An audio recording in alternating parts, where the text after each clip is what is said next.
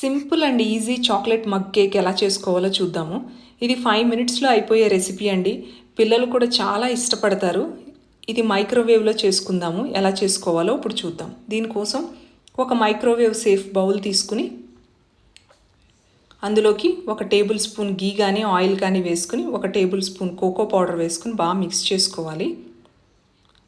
2 table spoons sugar అలాగే 2 table spoons milk వేసుకుని sugar కరిగే వరకు బాగా కలుపుకోవాలి.